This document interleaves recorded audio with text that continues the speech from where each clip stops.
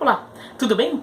Estou aqui para falar um pouco de beisebol. Hoje é dia 15 de abril, que no cenário esportivo americano é o dia de Jackie Robinson, né? Sobretudo no beisebol americano é um dia que celebram a memória de Jackie Robinson. Todos os jogadores da Major League Baseball entram em campo com o número 42 às costas. É o único dia em que o número 42 pode ser utilizado durante todo o ano. Então, quem foi o Jackie Robinson, né? Por que ele é tão importante assim?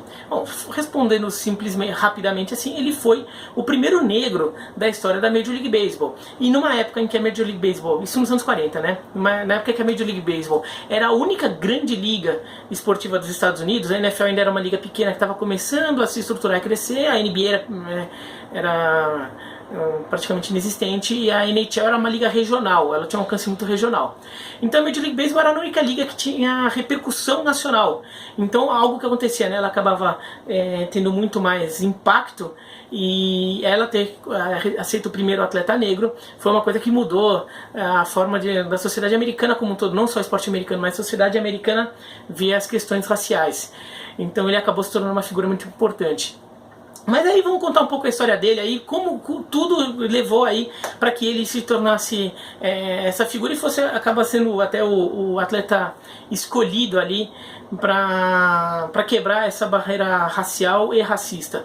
O Jackie Robinson nasceu no estado da Geórgia, numa família que morava numa comunidade rural no interior do estado da Geórgia, então possibilidades econômicas muito pequenas, e ainda mais porque o pai dele abandonou a família quando ele era um bebezinho.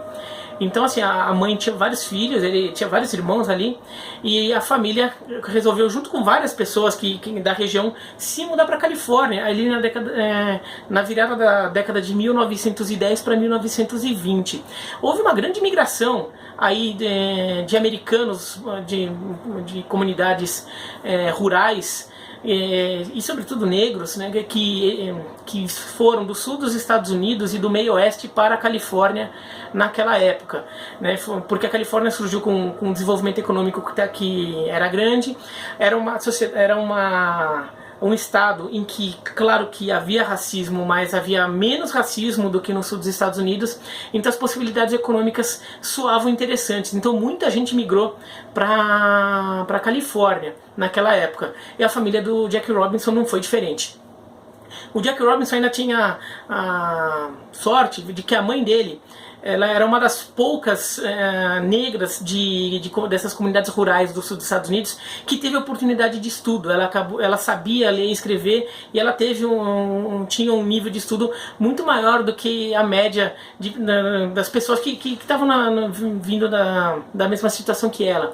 Então, chegando na Califórnia, ela até conseguiu empregos um pouco melhores. Nada espetacular, eles viviam numa família carente, viviam numa família com muita limitação, mas era uma situação um pouco mais estável socialmente, né? Então ela conseguia, por exemplo, ter um emprego que ela conseguia sustentar todos os filhos e fazer com que os filhos tivessem estudo, né? Uma coisa que nem sempre é possível. Muitas vezes tem que botar os filhos para trabalhar muito cedo, tudo. Ela não precisou tanto disso. Então, e também até por ela ter recebido estudo, ela percebeu o quanto estudo era importante para dar oportunidade aos filhos. Então todos os filhos acabaram indo para a escola e tiveram estudo. Isso acaba sendo importante aí pro Jackie Robinson. O irmão mais velho dele competiu em atletismo e acabou conquistando inclusive uma medalha nos Jogos Olímpicos de Los Angeles em 32. O Jackie Robinson não era a única figura lá da família com aptidões esportivas, né? O Jack, ele se destacava muito em futebol americano, beisebol, basquete e atletismo. Ele era running back no futebol americano. No beisebol ele jogava no campo interno, sobretudo como shortstop. E depois de se destacar nessas modalidades no ensino médio, ele acaba conseguindo jogar na Universidade de Pasadena, né, que ele cresceu em Pasadena, que é uma cidadezinha bem quase como se fosse um bairro de Los Angeles. É uma outra cidade na real, mas na prática é como se fosse um bairro de Los Angeles, é onde fica o estádio Rose Bowl, né. Ele cresceu em Pasadena e conseguiu uma vaga na Universidade de Pasadena para jogar futebol americano e beisebol. Depois ele consegue uma transferência para UCLA, que é uma das grandes universidades de Los Angeles, né? UCLA é a Universidade da Califórnia, Los Angeles. Ele vai jogar em UCLA e acaba se destacando muito no futebol americano e no beisebol, principalmente no futebol americano, onde ele era a estrela do time. Recebia uma cobertura grande da imprensa já nas temporadas do futebol americano universitário, e os feitos dele já ressoavam ali dentro da comunidade lá de Los Angeles, da universidade. Ele vai servir o exército americano, inclusive na época da Segunda Guerra Mundial. Ele estava num navio ele chegou a servir no Havaí, e ele estava num navio no meio do caminho entre o Havaí e a Califórnia, voltando do Havaí, quando tem um ataque em Pearl Harbor, uma base americana no Havaí, que é quando os Estados Unidos entram efetivamente na Segunda Guerra. Ele acaba não indo para a guerra em si, ele fica mais nos Estados Unidos mesmo, fazendo parte ali do esforço de guerra dos americanos. Inclusive, ele tem problemas lá por questionar algumas regras raciais dentro do quartel. Por exemplo, ele não aceitava a ideia de que ele não podia sentar em qualquer lugar de um ônibus, num ônibus de circulação interna lá da base. Ele acabou até sendo julgado ali, acabou escapando, mas ele que já questionava ali essas questões raciais, esse tratamento diferente que existia para brancos e para negros. Quando ele sai do exército, ele começa a ter que procurar um emprego. E o esporte era um caminho aí lógico, porque ele já se destacava. Ele acaba recebendo um convite para jogar no Kansas City Monarchs, que era o principal time das ligas negras dos Estados Unidos. As ligas negras eram ligas profissionais que existiam para atletas negros ou para latinos de pele escura, né? Todos os atletas que não fossem aceitos por questões raciais na Major League Baseball iam para as ligas negras. Então essa barreira racial não era só para negros, era contra também latinos de pele que fossem considerados escura demais, né? Então só um latino branquinho lá que podia jogar na Major League Baseball na época. Ele joga no Kansas City Monarchs, que era a grande potência das ligas negras. E ele não faz uma grande temporada. Assim, sabia-se do talento dele pelo que ele já tinha feito na universidade, mas no Kansas City Monarchs faz uma temporada mediana. Outros jogadores, inclusive, se destacavam mais. Ao mesmo tempo, o Brooklyn Dodgers estava pensando em acabar com essa brincadeira toda, acabar com essa coisa de racismo na Major League Baseball. O Brent Rickey, que era o general manager, né, o diretor esportivo do Brooklyn Dodgers, e também era sócio minoritário da franquia, ele tinha, até por um período que ele estudou na universidade, ele viu um grande amigo dele, negro, né, perder várias oportunidades na vida por ser negro. Ele diz a lenda que ele prometeu um dia a esse amigo que se ele pudesse fazer algo, ele faria. E ele achou que aquele era o momento, e até pela posição de poder que ele tinha, ele podia efetivamente fazer algo de impacto ali. E ele decidiu contratar um jogador das ligas negras. Houve até um processo ali de escolha, porque como ele tinha muitos conhecidos, tinha muitos amigos, ele era muito próximo aí a várias pessoas que acabaram sofrendo racismo, ele entendia melhor um pouco como que era esse ambiente, mesmo ele sendo branco. Então ele não sofria racismo, mas ele entendia um pouco como era esse universo ali, tudo que girava em torno das questões raciais. Então ele queria ter cuidado de escolher a pessoa certa, o jogador certo, que não só fosse um jogador muito bom, mas um jogador que fosse ter uma atitude que ele considerasse a mais adequada para aquele momento.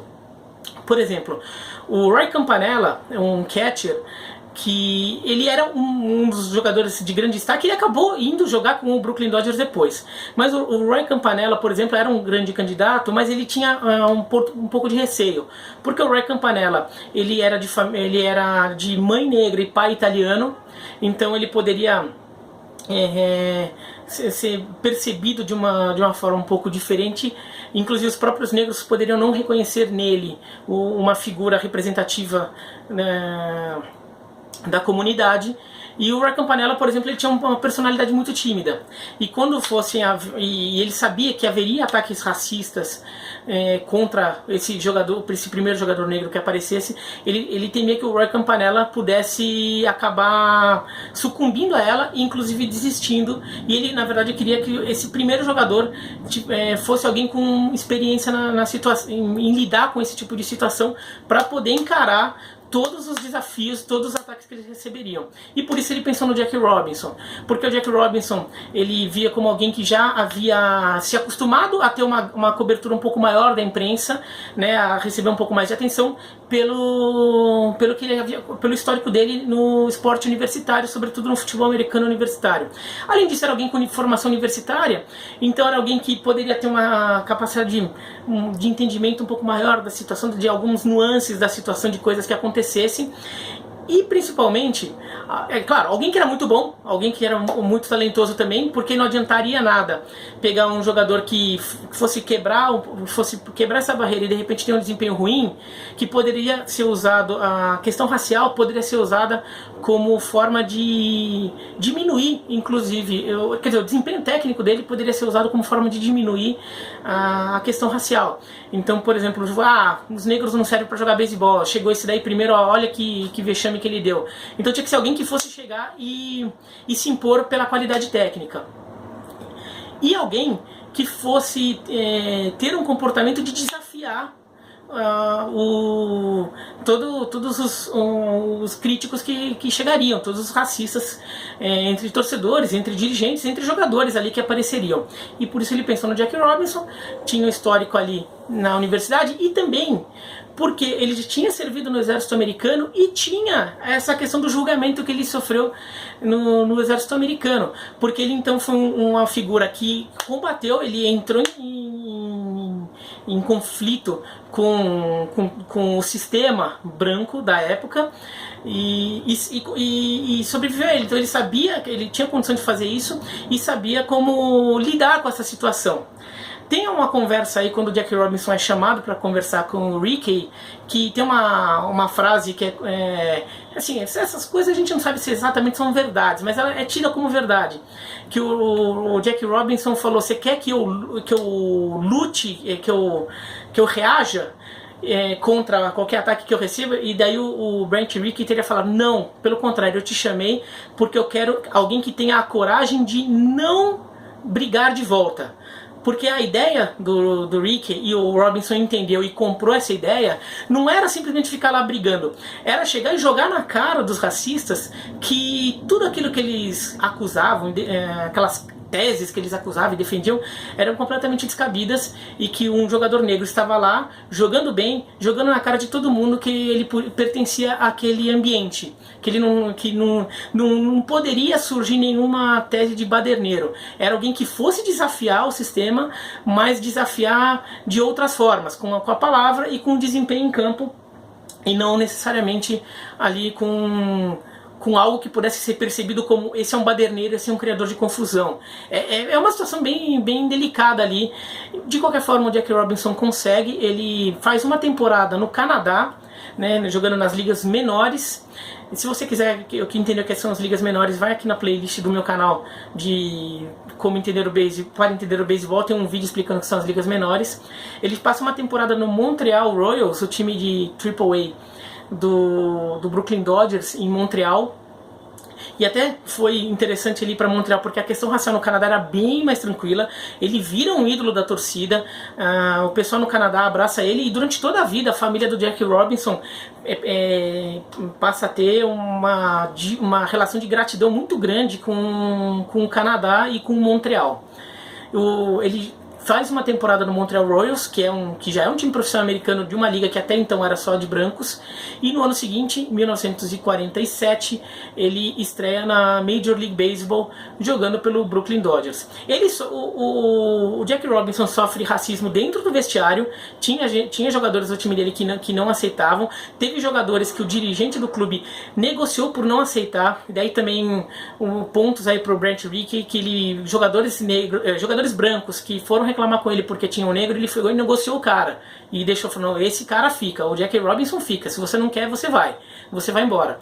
Ele negociou, teve que negociar jogadores porque teve racismo dentro do Brooklyn Dodgers, teve também racismo óbvio de jogadores adversários, como já era esperado.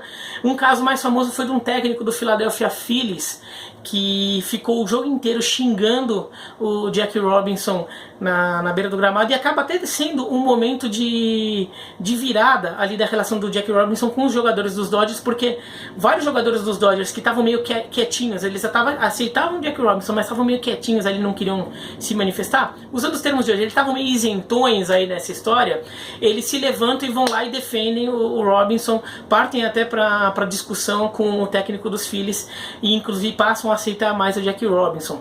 Tem uma outra cena histórica num jogo contra os Cincinnati, que a torcida também está xingando muito o Jackie Robinson, e o Pee Wee Reese, que era um shortstop do Brooklyn Dodgers, branco, vai e abraça o Jackie Robinson. Os dois ficam lado a lado, abraçados, conversando ali, mostrando na frente de todo mundo ali, um branco abraçando um negro, que é uma cena também que fica histórica. Essa cena, há muita discussão se ela é real ou se ela é uma lenda, mas de qualquer forma essa imagem está dentro do imaginário do esporte americano, e existe até no estádio do Brooklyn Cyclones, que é um time de ligas menores no Brooklyn, tem uma estátua reproduzindo essa cena. O Jackie Robinson acaba ganhando o prêmio de estreante do ano na sua primeira temporada, né? Inclusive ele trazendo um estilo de jogo muito diferente, né? Um estilo de jogo um pouco muito mais malandro, com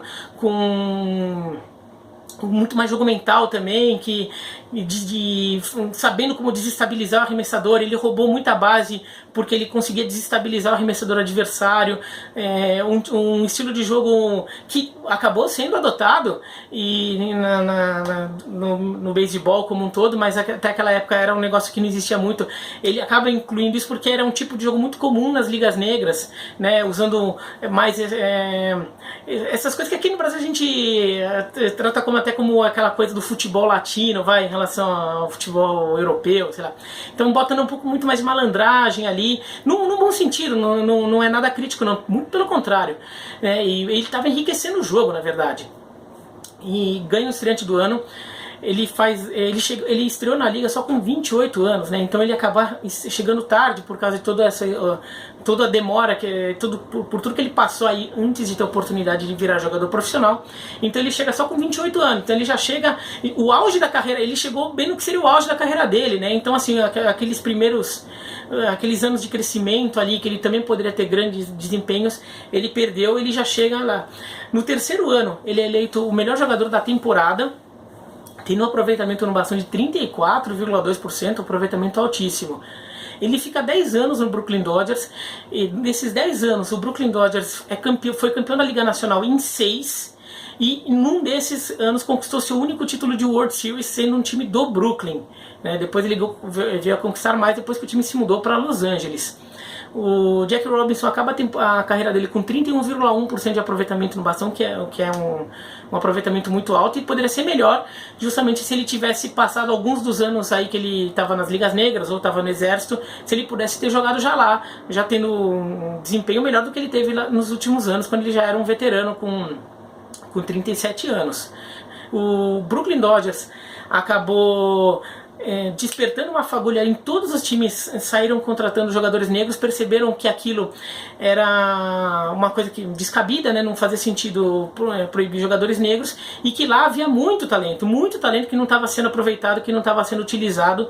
O próprio Brooklyn Dodgers contrata o Roy Campanella, o jogador que eu mencionei antes, e é um jogador que está no Hall da Fama também como catcher do Brooklyn Dodgers, jogador histórico aí da franquia. E o público negro passa a seguir mais o beisebol também. Então, os jogos em que o Jackie Robinson participava, mesmo fora de casa, passa a ter grandes públicos, porque os negros americanos queriam ver o Jackie Robinson, porque ele passa a ser um ídolo de todos os negros americanos. E mesmo em jogos em que o Brooklyn Dodgers era visitante, tinha grandes públicos, porque muita gente queria ver ele, e muita gente torcia mais por ele do que pelo time da cidade. Então foi uma mudança muito grande ali no cenário esportivo americano. O Kareem Abdul-Jabbar, o maior pontuador da história da NBA, falou que o sonho, ele cresceu no Brooklyn e o sonho de infância dele era ser jogador de beisebol, porque ele tinha o Jackie Robinson como um ídolo. O Hank Aaron, também um dos maiores rebatedores de todos os tempos, também disse que ele queria imitar o Jackie Robinson, ele queria ser o Jackie Robinson. E o Jackie Robinson não parou por aí não. Além de ser um jogador que quebrou a barreira racial e racista, ele também era ele era muito articulado nessas questões, né? Então ele dava entrevistas, ele falava, ele discutia essas questões, ele expunha a situação. Depois que ele encerra a carreira, ele passa a ser colunista de um jornal em Nova York, escrevendo colunas 2 vezes por semana ou semanal, depende da época, falando não só sobre esporte, mas falando sobre sociedade, sobre questões raciais, sobre o movimento dos direitos civis. Ele se torna uma figura importante aí, vários movimentos negros americanos começaram a requisitar a presença do Jackie Robinson em manifestações, em eventos ali, até eventos que fossem para arrecadar recursos para campanhas. Ele se torna um grande amigo do Martin Luther King, né, que é talvez o maior líder, né, do movimento negro americano. E ele ainda, o Jackie Robinson ainda, aproveitando a sua imagem, ele chega a criar um banco de investimentos voltado à comunidade negra, que tinha como principal linha de trabalho financiamento para que a comunidade negra conseguisse abrir comércio, porque nos bairros negros, por exemplo no Harlem, em Nova York, boa parte do comércio era de brancos. Os brancos eram donos do comércio e os negros trabalhavam lá. Né, os brancos ficavam como os donos da loja. Por quê? Porque eles tinham capacidade de investimento ali, de fazer um empréstimo e montar a loja. O Jackie Robinson cria um banco para ajudar os negros que quisessem ter a própria loja. Ele também cria uma incorporadora voltada a construir apartamentos com boas condições de financiamento para a comunidade negra conseguir ter sua casa própria. Então ele age em várias áreas ali, várias frentes para ajudar a comunidade negra. Então ele realmente foi uma figura ali que passou do esporte já havia muito.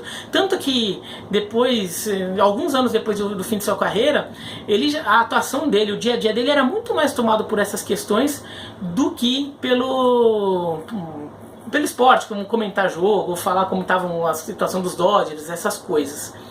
O Jackie Robinson, o problema dele é que ele tinha um problema sério de saúde, de diabetes, e ele não se cuidava muito. Até por ter uma agenda muito cheia, ele acabava indo para lá e para cá, ficava viajando muito aí para diversos eventos aí, e ele acabava não se cuidando. Ele tinha um problema sério de diabetes e acabou morrendo cedo, com 53 anos.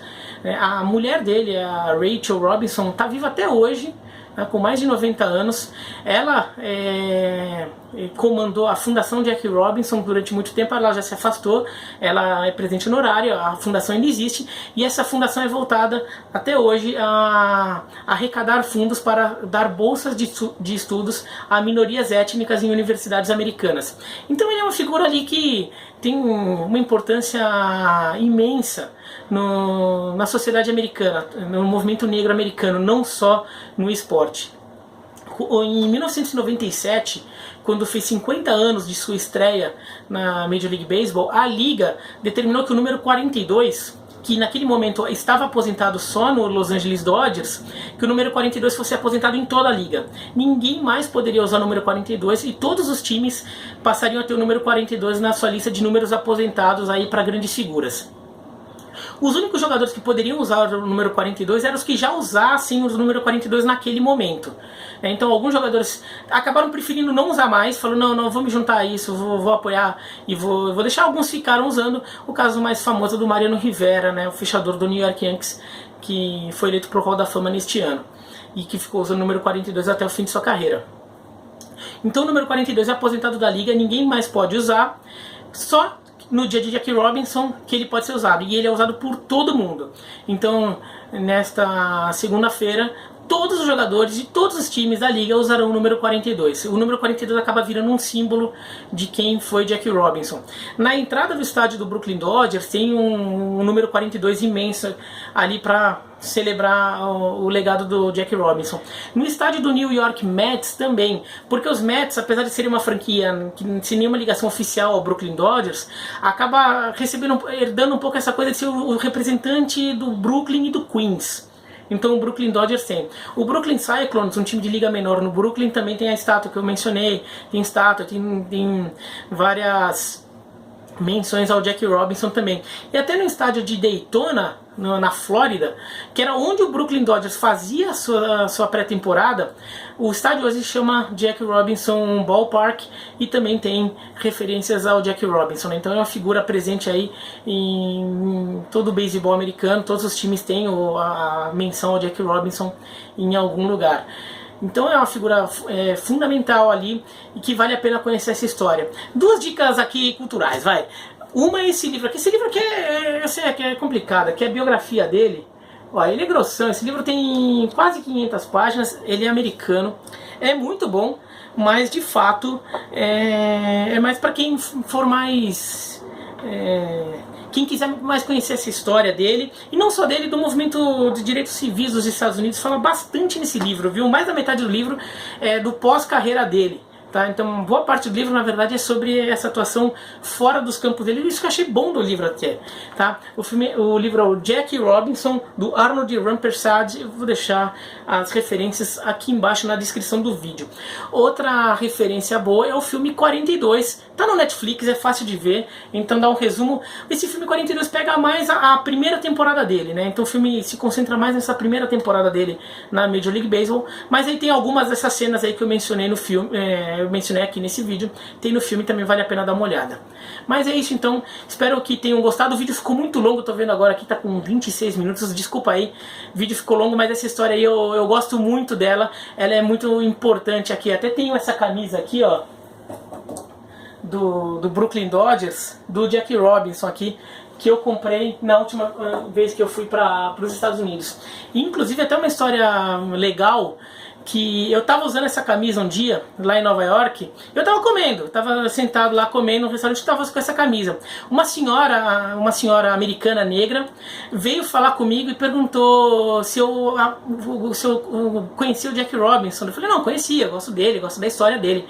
Eu acho sensacional. E ela falou, não, porque o meu neto, dela apontou lá, o neto estava com vergonha, coitadinho. Ele era pequeno, ele tinha uns 8, 9 anos. Ela falou, meu neto tem como maior ídolo o Jack Robinson. E ele joga na escola dele com o número 42, ele joga de segunda base por causa do Jack Robinson. Então assim, mostra a importância dele. Até uma criança de 9 anos, essa história é de 2 anos atrás, mas uma criança de 9 anos ainda tem o Jack Robinson como figura importante. Você vê que essa história chegou até ele e fez com que ele admirasse esse mito aí do esporte americano e essa figura importantíssima na sociedade americana. Mas é isso, então, um abraço, obrigado para quem ficou aqui até o final, muito obrigado. Clique no vídeo aqui, clique no sininho, se inscreva no canal, espero que tenham gostado. Um abraço e até mais.